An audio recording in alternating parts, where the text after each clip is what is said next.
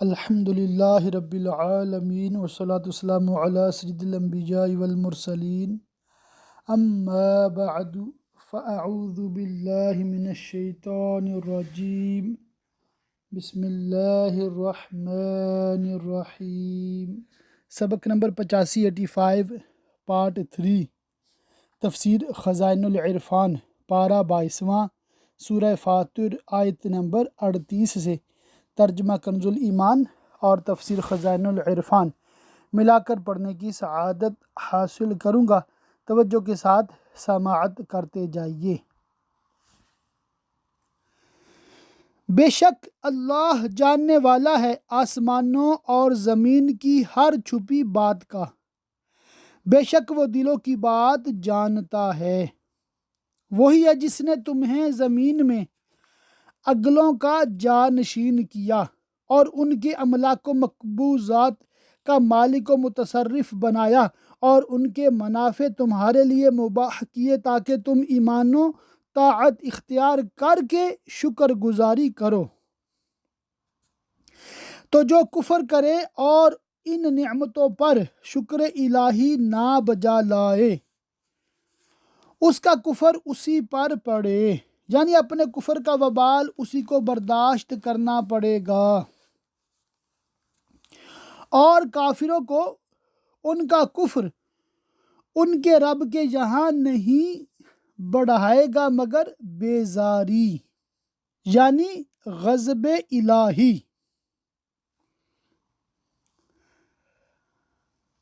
اور کافروں کو ان کا کفر نہ بڑھائے گا مگر نقصان آخرت میں۔ تم فرماؤ بھلا بتاؤ تو اپنے وہ شریک یعنی بت جنہیں اللہ کے سوا پوجتے ہو مجھے دکھاؤ، انہوں نے زمین میں سے کون سا حصہ بنایا یا آسمانوں میں کچھ ان کا ساجہ ہے کہ آسمانوں کے بنانے میں انہیں کچھ دخل ہو؟ کس سبب سے انہیں مستحق عبادت قرار دیتے ہو؟ یا ہم نے انہیں کوئی کتاب دی ہے کہ وہ اس کی روشن دلیلوں پر ہیں؟ ان میں سے کوئی بھی بات نہیں، بلکہ ظالم آپس میں ایک دوسرے کو وعدہ نہیں دیتے مگر فریب کا، کہ ان میں جو بہکانے والے ہیں وہ اپنے متبعین کو دھوکہ دیتے ہیں اور بتوں کی طرف سے انہیں باطل امیدیں دلاتے ہیں۔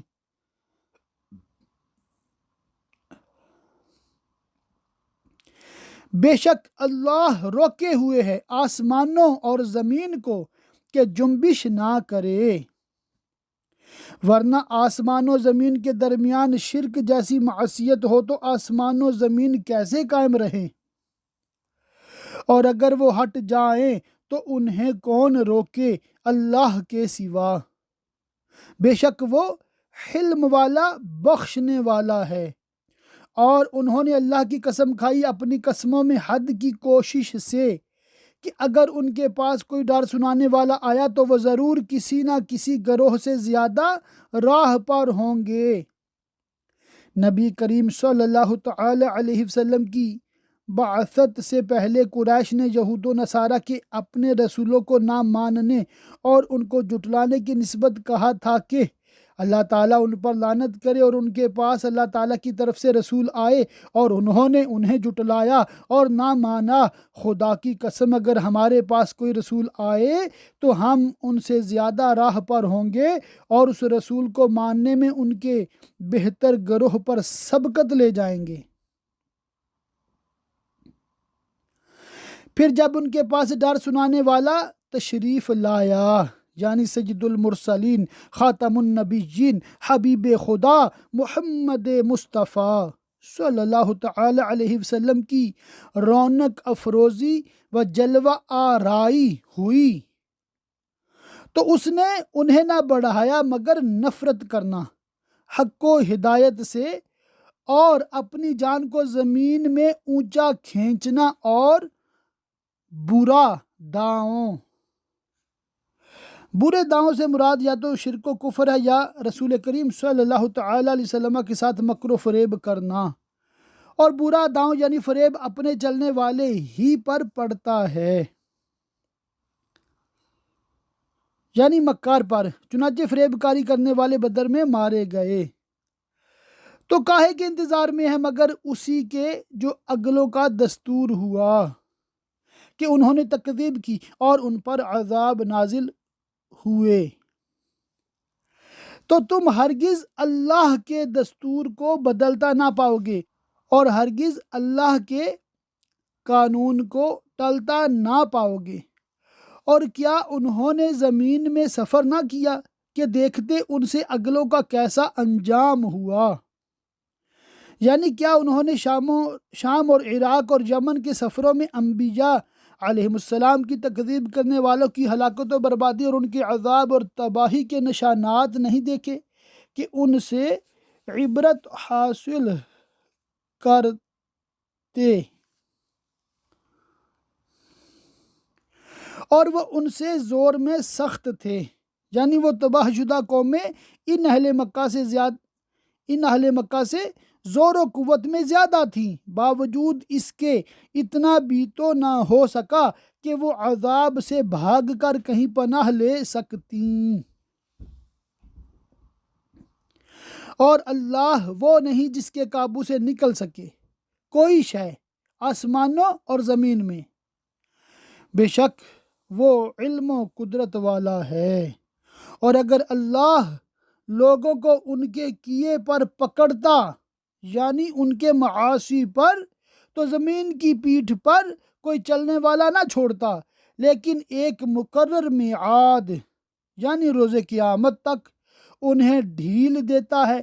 پھر جب ان کا وعدہ آئے گا تو بے شک اللہ کے سب بندے اس کی نگاہ میں ہیں، انہیں ان کے اعمال کی جزا دے گا، جو عذاب کے مستحق ہیں انہیں عذاب فرمائے گا، اور جو لائق کرم ہیں ان پر رحم و کرم کرے گا۔ سورہ فاطر مکمل ہوئی۔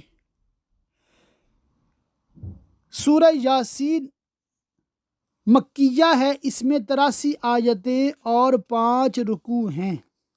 اللہ کے نام سے شروع جو نہایت مہربان رحم والا۔ سورہ یاسین مکیہ، اس میں 5 رکوع، 83 آیتیں، 729 کلمے، 3000 حروف ہیں۔ ترمذی کی حدیث شریف میں ہے کہ ہر چیز کے لیے قلب ہے، اور قرآن کا قلب یاسین ہے، اور جس نے یاسین پڑھی اللہ تعالیٰ اس کے لیے 10 بار قرآن پڑھنے کا ثواب لکھتا ہے۔ یہ حدیث غریب ہے اور اس کی اسناد میں ایک راوی مجہول ہے۔ ابو داؤد کی حدیث میں ہے، سید عالم صلی اللہ تعالی علیہ وسلم نے فرمایا، اپنے اموات پر یاسین پڑھو، اسی لیے قریب موت حالت نزا میں مرنے والوں کے پاس یاسین پڑھی جاتی ہے۔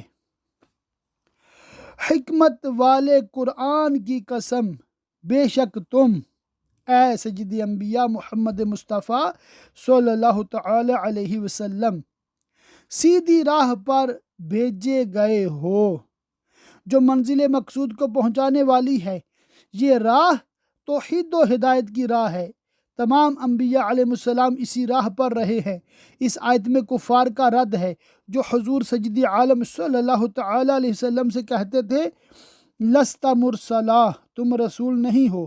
اس کے بعد قرآن کریم کی نسبت ارشاد فرمایا، عزت والے مہربان کا اتارا ہوا تاکہ تم اس قوم کو ڈر سناؤ جس کے باپ دادا نہ ڈرائے گئے، یعنی ان کے پاس کوئی نبی نہ پہنچے۔ اور قوم قریش کا یہی حال ہے کہ سید عالم صلی اللہ تعالی علیہ وسلم سے پہلے ان میں کوئی رسول نہیں آیا،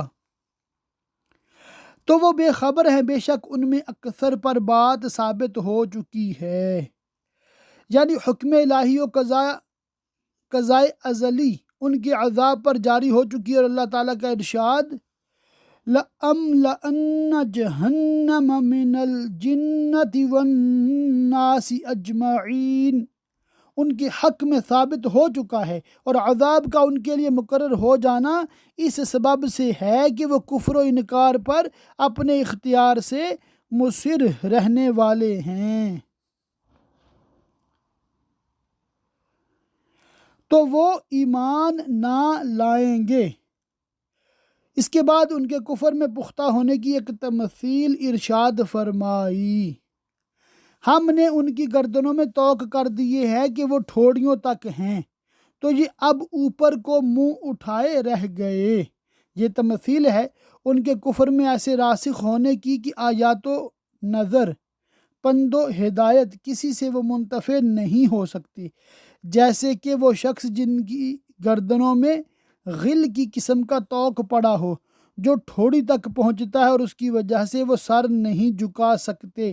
یہی حال ان کا ہے کہ کسی طرح ان کو حق کی طرف التفات نہیں ہوتا اور اس کے حضور سر نہیں جھکاتے، اور بعض مفسرین نے فرمایا کہ یہ ان کی حقیقت حال ہے۔ جہنم میں انہیں اسی طرح کا عذاب کیا جائے گا، جیسا کہ دوسری آیت میں اللہ تعالیٰ نے ارشاد فرمایا اِذِ الْأَغْلَالُ فِي أَعْنَاقِهِمْ۔ شان نزول، یہ آیت ابو جہل اور اس کے دو مخزومی دوستوں کے حق میں نازل ہوئی۔ ابو جہل نے قسم کھائی کہ اگر وہ سید عالم محمد مصطفیٰ صلی اللہ تعالی علیہ وسلم کو نماز پڑھتے دیکھے گا تو پتھر سے سر کچل ڈالے گا۔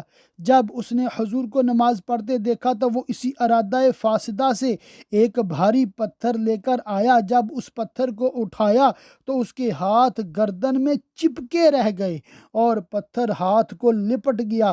یہ حال دیکھ کر اپنے دوستوں کی طرف واپس ہوا اور ان سے واقعہ بیان کیا تو اس کے دوست ولید بن مغیرہ نے کہا کہ یہ کام میں کروں گا اور میں ان کا سر کچل کر ہی آؤں گا۔ چنانچہ وہ پتھر لے کر آیا۔ حضور صلی اللہ تعالی علیہ وسلم ابھی نماز ہی پڑھ رہے تھے۔ جب یہ قریب پہنچا تو اللہ تعالیٰ نے اس کی بینائی سلب کر لی۔ حضور کی آواز سنتا تھا، آنکھوں سے نہیں دیکھ سکتا تھا۔ یہ بھی پریشان ہو کر اپنے یاروں کی طرف لوٹا، وہ بھی نظر نہ آئے۔ انہوں نے ہی اسے پکارا اور اس سے کہا تو نے کیا کیا؟ کہنے لگا کہ میں نے ان کی آواز تو سنی مگر وہ مجھے نظر ہی نہیں آئے۔ اب ابو جہل کے تیسرے دوست نے دعویٰ کیا کہ وہ اس کام کو انجام دے گا، اور بڑے دعوے کے ساتھ وہ حضور صلی اللہ تعالی علیہ وسلم کی طرف چلا تھا کہ الٹے پاؤں ایسا بدحواس ہو کر بھاگا کہ اوندھے منہ گر گیا۔ اس کے دوستوں نے حال پوچھا تو کہنے لگا کہ میرا حال بہت سخت ہے، میں نے ایک بہت بڑا سانڈ دیکھا جو میرے اور حضور صلی اللہ تعالی علیہ وسلم کے درمیان حائل ہو گیا۔ لات و عزیٰ کی قسم اگر میں ذرا بھی آگے بڑھتا تو وہ مجھے کھا ہی جاتا۔ اس پر یہ آیت نازل ہوئی، اور ہم نے ان کے آگے دیوار بنا دی اور ان کے پیچھے ایک دیوار، اور انہیں اوپر سے ڈھانک دیا تو انہیں کچھ نہیں سوجھتا۔ یہ بھی تمثیل ہے کہ جیسے کسی شخص کے لیے دونوں طرف دیواریں ہوں اور ہر طرف سے راستہ بند کر دیا گیا ہو، وہ کسی طرح منزل مقصود تک نہیں پہنچ سکتا۔ یہی حال ان کفار کا ہے کہ ان پر ہر طرف سے ایمان کی راہ بند ہے۔ سامنے ان کے غرور دنیا یعنی دنیا کے دھوکے کی دیوار ہے، اور ان کے پیچھے تکذیب آخرت کی، اور وہ جہالت کے قید خانہ میں محبوس ہیں۔ آیات و دلائل میں نظر کرنا انہیں میسر نہیں، اور انہیں ایک سا ہے تم انہیں ڈراؤ یا نہ ڈراؤ، وہ ایمان لانے کے نہیں۔ تم تو اسی کو ڈر سناتے ہو، یعنی آپ کے ڈر سنانے اور خوف دلانے سے وہی نفع اٹھاتا ہے جو نصیحت پر چلے اور رحمان سے بے دیکھے ڈرے، تو اسے بخشش اور عزت کے ثواب کی بشارت دو، یعنی جنت کی۔ بے شک ہم مردوں کو جلائیں یعنی زندہ کریں گے، اور ہم لکھ رہے ہیں جو انہوں نے آگے بھیجا، یعنی دنیا کی زندگانی میں جو نیکی یا بدی کی تاکہ اس پر جزا دی جائے، اور جو نشانیاں پیچھے چھوڑ گئے، یعنی اور ہم ان کی وہ نشانیاں، وہ طریقے بھی لکھتے ہیں جو وہ اپنے بعد چھوڑ گئے، خواہ وہ طریقے نیک ہوں یا بد۔ جو نیک طریقے امتی نکالتے ہیں ان کو بدعت حسنہ کہتے ہیں، اور اس طریقے کے نکالنے والوں اور عمل کرنے والوں دونوں کو ثواب ملتا ہے، اور جو برے طریقے نکالتے ہیں ان کو بدعت سجیہ کہتے ہیں۔ اس طریقے کے نکالنے والے اور عمل کرنے والے دونوں گناہگار ہوتے ہیں۔ مسلم شریف کی حدیث میں ہے، سید عالم صلی اللہ تعالی علیہ وسلم نے فرمایا، جس شخص نے اسلام میں نیک یعنی اچھا طریقہ نکالا، اس کو طریقہ نکالنے کا بھی ثواب ملے گا اور اس پر عمل کرنے والوں کا بھی ثواب، بغیر اس کے کہ عمل کرنے والوں کے ثواب میں کچھ کمی کی جائے۔ اور جس نے اسلام میں برا طریقہ نکالا تو اس پر وہ طریقہ نکالنے کا بھی گناہ اور اس طریقہ پر عمل کرنے والوں کے بھی گناہ، بغیر اس کے کہ ان عمل کرنے والوں کے گناہوں میں کچھ کمی کی جائے۔ اس سے معلوم ہوا کہ 10 امور خیر مثل فاتحہ 11ویں و تیجہ و 40واں و عرس و توشہ و ختم و محافل ذکر، میلاد و شہادت، جن کو بد مذہب لوگ بدعت کہہ کر منع کرتے ہیں اور لوگوں کو ان نیکیوں سے روکتے ہیں، یہ سب درست اور باعث اجر و ثواب ہیں، اور ان کو بدعت سجیہ بتانا غلط و باطل ہے۔ یہ طاعات اور اعمال صالحہ جو ذکر و تلاوت اور صدقہ و خیرات پر مشتمل ہیں، بدعت سجیہ نہیں۔ بدعت سجیہ وہ برے طریقے ہیں جن سے دین کو نقصان پہنچتا ہے اور جو سنت کے مخالف ہیں، جیسا کہ حدیث شریف میں آیا کہ جو قوم بدعت نکالتی ہے اس سے ایک سنت اٹھ جاتی ہے، تو بدعت سجیہ وہی ہے جس سے سنت اٹھتی ہو، جیسے کہ رفض، خروج، وہابیت، یہ سب انتہا درجہ کی خراب سجیہ بدعتیں ہیں۔ رفض و خروج جو اصحاب و اہل بیت رسول صلی اللہ تعالی علیہ وسلم کی عداوت پر مبنی ہیں، ان سے اصحاب و اہل بیت کے ساتھ محبت و نیاز مندی رکھنے کی سنت اٹھ جاتی ہے، جس کے شریعت میں تاکیدی حکم ہیں۔ وہابیت کی اصل مقبولان حق حضرات انبیاء و اولیاء کی جناب میں بے ادبی و گستاخی اور تمام مسلمانوں کو مشرک قرار دینا ہے۔ اس سے بزرگان دین کی حرمت و عزت اور ادب و تکریم اور مسلمانوں کے ساتھ اخوت و محبت کی سنتیں اٹھ جاتی ہیں، جن کی بہت شدید تاکیدیں ہیں اور جو دین میں بہت ضروری چیزیں ہیں۔ اور اس آیت کی تفسیر میں یہ بھی کہا گیا ہے کہ آثار سے مراد وہ قدم ہیں جو نمازی مسجد کی طرف چلنے میں رکھتا ہے، اور اس معنی پر آیت کا شان نزول یہ بیان کیا گیا ہے کہ بنی سلمہ مدینہ طیبہ کے کنارے پر رہتے تھے، انہوں نے چاہا کہ مسجد شریف کے قریب آ بسیں۔ اس پر یہ آیت نازل ہوئی اور سید عالم صلی اللہ تعالی علیہ وسلم نے فرمایا کہ تمہارے قدم لکھے جاتے ہیں، تم مکان تبدیل نہ کرو، یعنی جتنی دور سے آؤ گے اتنے ہی قدم زیادہ پڑیں گے اور اجر و ثواب زیادہ ہوگا۔ اور ہر چیز ہم نے گن رکھی ہے ایک بتانے والی کتاب میں، یعنی لوح محفوظ میں، اور ان سے مثال بیان کرو اس شہر والوں کی۔ اس شہر سے مراد انطاکیہ ہے، یہ ایک بڑا شہر ہے، اس میں چشمے ہیں، کئی پہاڑ ہیں، ایک سنگین شہر پناہ ہے، 12 میل کے دور میں بستا ہے۔ جب ان کے پاس فرستادے آئے، حضرت عیسیٰ علیہ السلام کے واقعہ کا مختصر بیان یہ ہے کہ حضرت عیسیٰ علیہ السلام نے اپنے 2 حواریوں صادق و مصدوق کو انطاکیہ بھیجا تاکہ وہاں کے لوگوں کو جو بت پرست تھے دین حق کی دعوت دیں۔ جب یہ دونوں شہر کے قریب پہنچے تو انہوں نے ایک بوڑھے شخص کو دیکھا کہ بکریاں چرا رہا ہے، اس کا نام حبیب نجار تھا۔ اس نے ان کا حال دریافت کیا۔ ان دونوں نے کہا کہ ہم حضرت عیسیٰ علیہ السلام کے بھیجے ہوئے ہیں، تمہیں دین حق کی دعوت دینے آئے ہیں کہ بت پرستی چھوڑ کر خدا پرستی اختیار کرو۔ حبیب نجار نے نشانی دریافت کی۔ انہوں نے کہا کہ نشانی یہ ہے کہ ہم بیماروں کو اچھا کرتے ہیں۔ اندھوں کو بینا کرتے ہیں، برس والے کا مرض دور کر دیتے ہیں۔ حبیب نجار کا ایک بیٹا 2 سال سے بیمار تھا، انہوں نے اس پر ہاتھ پھیرا تو وہ تندرست ہو گیا۔ حبیب ایمان لائے اور اس واقعہ کی خبر مشہور ہو گئی، تاں کہ ایک خلق کثیر نے ان کے ہاتھوں اپنے امراض سے شفا پائی۔ یہ خبر پہنچنے پر بادشاہ نے انہیں بلا کر کہا، کیا ہمارے معبودوں کے سوا اور کوئی معبود بھی ہے؟ ان دونوں نے کہا، ہاں، وہی جس نے تجھے اور تیرے معبودوں کو پیدا کیا۔ پھر لوگ ان کے در پہ ہوئے اور انہیں مارا اور یہ دونوں قید کر لیے گئے۔ پھر حضرت عیسیٰ علیہ السلام نے شمعون کو بھیجا، وہ اجنبی بن کر شہر میں داخل ہوئے اور بادشاہ کے مصاحبین و مقربین سے رسم و راہ پیدا کر کے بادشاہ تک پہنچے اور اس پر اپنا اثر پیدا کر لیا۔ جب دیکھا کہ بادشاہ ان سے خوب مانوس ہو گیا ہے تو ایک روز بادشاہ سے ذکر کیا کہ 2 آدمی جو قید کیے گئے ہیں، کیا ان کی بات سنی گئی تھی؟ وہ کیا کہتے تھے؟ بادشاہ نے کہا کہ نہیں۔ جب انہوں نے نئے دین کا نام لیا فوراً ہی مجھے غصہ آ گیا۔ شمعون نے کہا کہ اگر بادشاہ کی رائے ہو تو انہیں بلایا جائے، دیکھیں ان کے پاس کیا ہے۔ چنانچہ وہ دونوں بلائے گئے۔ شمعون نے ان سے دریافت کیا تمہیں کس نے بھیجا؟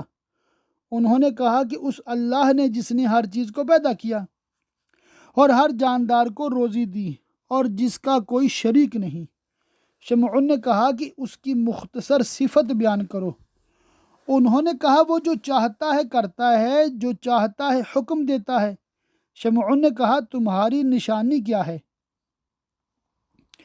انہوں نے کہا جو بادشاہ چاہے۔ تو بادشاہ نے ایک اندھے لڑکے کو بلایا، انہوں نے دعا کی، وہ فوراً بینا ہو گیا۔ شمعون نے بادشاہ سے کہا کہ اب مناسب یہ ہے کہ تو اپنے معبودوں سے کہہ کہ وہ بھی ایسا ہی کر کے دکھائیں تاکہ تیری اور ان کی عزت ظاہر ہو۔ بادشاہ نے شمعون سے کہا کہ تم سے کچھ چھپانے کی بات نہیں ہے، ہمارا معبود نہ دیکھے نہ سنے نہ کچھ بگاڑ سکے نہ بنا سکے۔ پھر بادشاہ نے ان دونوں حواریوں سے کہا کہ اگر تمہارے معبود کو مردے کے زندہ کر دینے کی قدرت ہو تو ہم اس پر ایمان لے آئیں۔ انہوں نے کہا کہ ہمارا معبود ہر شے پر قادر ہے۔ بادشاہ نے ایک دہقان یعنی دیہاتی کے لڑکے کو منگایا جس کو مرے ہوئے 7 دن ہو گئے تھے اور جسم خراب ہو چکا تھا، بدبو پھیل رہی تھی۔ ان کی دعا سے اللہ تعالیٰ نے اس کو زندہ کیا اور وہ اٹھ کھڑا ہوا اور کہنے لگا کہ میں مشرک مرا تھا، مجھ کو جہنم کی 7 وادیوں میں داخل کیا گیا۔ میں تمہیں آگاہ کرتا ہوں کہ جس دین پر تم ہو بہت نقصان دہ ہے، ایمان لاؤ۔ اور کہنے لگا کہ آسمان کے دروازے کھلے اور ایک حسین جوان مجھے نظر آیا جو ان تینوں شخصوں کی سفارش کرتا ہے۔ بادشاہ نے کہا کون 3؟ اس نے کہا ایک شمعون اور 2 یہ۔ بادشاہ کو تعجب ہوا۔ جب شمعون نے دیکھا کہ اس کی بات بادشاہ پر اثر کر گئی تو اس نے بادشاہ کو نصیحت کی، وہ ایمان لایا اور اس کی قوم کے کچھ لوگ ایمان لائے اور کچھ ایمان نہ لائے اور عذاب الہی سے ہلاک کیے گئے۔ جب ہم نے ان کی طرف 2 بھیجے، یعنی 2 حواری، وہب نے کہا کہ ان کے نام یوحنا اور بولس تھے، اور کعب کا قول ہے کہ صادق و مصدوق۔ پھر انہوں نے ان کو جٹلایا تو ہم نے تیسرے سے زور دیا، یعنی شمعون سے تقویت اور تائید پہنچائی۔ اب ان سب نے کہا، یعنی تینوں فرستادوں یعنی قاصدوں نے، کہ بے شک ہم تمہاری طرف بھیجے گئے ہیں۔ بولے تم تو نہیں مگر ہم جیسے آدمی، اور رحمان نے کچھ نہیں اتارا، تم نیرے جھوٹے ہو۔ وہ بولے ہمارا رب جانتا ہے کہ بے شک ضرور ہم تمہاری طرف بھیجے گئے ہیں اور ہمارے ذمہ نہیں مگر صاف پہنچا دینا ادلہ واضحہ کے ساتھ، اور وہ اندھوں اور بیماروں کو اچھا کرنا اور مردوں کو زندہ کرنا ہے۔ بولے ہم تمہیں منحوس سمجھتے ہیں، جب سے تم آئے ہو بارش ہی نہیں ہوئی، بے شک تم اگر باز نہ آئے اپنے دین کی تبلیغ سے تو ضرور ہم تمہیں سنسار کریں گے، بے شک ہمارے ہاتھوں تم پر دکھ کی مار پڑے گی۔ انہوں نے فرمایا تمہاری نحوست تو تمہارے ساتھ ہے، یعنی تمہارا کفر، کیا اس پر بدکتے ہو کہ تم سمجھائے گئے اور تمہیں اسلام کی دعوت دی گئی؟ بلکہ تم حد سے بڑھنے والے لوگ ہو ضلال و طغیان میں، اور یہی بڑی نحوست ہے۔ اور شہر کے پرلے کنارے سے ایک مرد دوڑتا آیا، یعنی حبیب نجار، جو پہاڑ کے غار میں مصروف عبادت الہی تھا۔ جب اس نے سنا کہ قوم نے ان فرستادوں یعنی قاصدوں کی تکذیب کی، بولا اے میری قوم، بھیجے ہوں کی پیروی کرو، ایسوں کی پیروی کرو جو تم سے کچھ نیک یعنی اجر نہیں مانگتے اور وہ راہ پر ہیں۔ حبیب نجار کی یہ گفتگو سن کر قوم نے کہا کہ کیا تو ان کے دین پر ہے اور تو ان کے معبود پر ایمان لے آیا؟ اس کے جواب میں حبیب نجار نے کہا، اور مجھے کیا ہے کہ اس کی بندگی نہ کروں جس نے مجھے پیدا کیا، اور اسی کی طرف تمہیں پلٹنا ہے، یعنی ابتدائے ہستی سے جس کی ہم پر نعمتیں ہیں اور آخر کار بھی اسی کی طرف رجوع کرنا ہے، اس مالک حقیقی کی عبادت نہ کرنا کیا مانی اور اس کی نسبت اعتراض کیسا؟ ہر شخص اپنے وجود پر نظر کر کے اس کے حق نعمت و احسان کو پہچان سکتا ہے۔ کیا اللہ کے سوا اور خدا ٹھہراؤں، یعنی کیا بتوں کو معبود بناؤں کہ اگر رحمان میرا کچھ برا چاہے تو ان کی سفارش میرے کچھ کام نہ آئے اور نہ وہ مجھے بچا سکیں؟ بے شک جب تو میں کھلی گمراہی میں ہوں۔ جب حبیب نجار نے اپنی قوم سے ایسا نصیحت آمیز کلام کیا تو وہ لوگ ان پر یکبارگی ٹوٹ پڑے اور ان پر پتھراؤ شروع کیا اور پاؤں سے کچلا، یہاں تک کہ قتل کر ڈالا۔ قبر ان کی انطاکیہ میں ہے۔ جب قوم نے ان پر حملہ شروع کیا تو انہوں نے حضرت عیسیٰ علیہ السلام کے فرستادوں سے بہت جلدی کر کے یہ کہا، مقرر یعنی یقیناً میں تمہارے رب پر ایمان لایا تو میری سنو، یعنی میرے ایمان کے شاہد رہو۔ جب وہ قتل ہو چکے تو بطریق اکرام اس سے فرمایا گیا کہ جنت میں داخل ہو۔ جب وہ جنت میں داخل ہوئے اور وہاں کی نعمتیں دیکھیں، کہا کسی طرح میری قوم جانتی جیسی میرے رب نے میری مغفرت کی اور مجھے عزت والوں میں کیا۔ حبیب نجار نے یہ تمنا کی کہ ان کی قوم کو معلوم ہو جائے کہ اللہ تعالیٰ نے حبیب کی مغفرت کی اور اکرام فرمایا تاکہ قوم کو مرسلین کے دین کی طرف رغبت ہو۔ جب حبیب قتل کر دیے گئے تو اللہ رب العزت کا اس قوم پر غضب ہوا اور ان کی عقوبت و سزا میں تاخیر نہ فرمائی گئی۔ حضرت جبریل کو حکم ہوا اور ان کی ایک ہی ہولناک آواز سے سب کے سب مر گئے۔ چنانچہ ارشاد فرمایا جاتا ہے، اور ہم نے اس کے بعد اس کی قوم پر آسمان سے کوئی لشکر نہ اتارا اس قوم کی ہلاکت کے لیے، اور نہ ہمیں وہاں کوئی لشکر اتارنا تھا، وہ تو بس ایک ہی چیخ تھی جبھی وہ بجھ کر رہ گئے، فنا ہو گئے جیسے آگ بجھ جاتی ہے۔ اور کہا گیا کہ ہائے افسوس ان بندوں پر اور ان کی مثل اور سب پر جو رسولوں کی تکذیب کر کے ہلاک ہوئے۔ جب ان کے پاس کوئی رسول آتا ہے تو اس سے ٹھٹھا ہی کرتے ہیں۔ کیا انہوں نے نہ دیکھا، یعنی اہل مکہ نے، جو نبی کریم صلی اللہ تعالی علیہ وسلم کی تکذیب کرتے ہیں، کہ ہم نے ان سے پہلے کتنی سنگتیں ہلاک فرمائیں کہ وہ اب ان کی طرف پلٹنے والے نہیں، یعنی دنیا کی طرف لوٹنے والے نہیں۔ کیا یہ لوگ ان کی حال سے عبرت حاصل نہیں کرتے؟ اور جتنے بھی ہیں سب کے سب ہمارے حضور حاضر لائے جائیں گے، یعنی تمام امت روز قیامت ہمارے حضور حساب کے لیے موقف میں حاضر کی جائیں گی۔ اللہ پاک کی بارگاہ میں دعا کہ اللہ پاک ہمیں خوب علم دین سیکھنے، سمجھنے، یاد رکھنے، عمل کرنے اور دوسروں تک پہنچاتے رہنے کی توفیق رفیق و مرحمت فرمائے، آمین بجاہ النبی الامین، وصلی اللہ تعالی علیہ وآلہ وصحبہ وبارک وسلم۔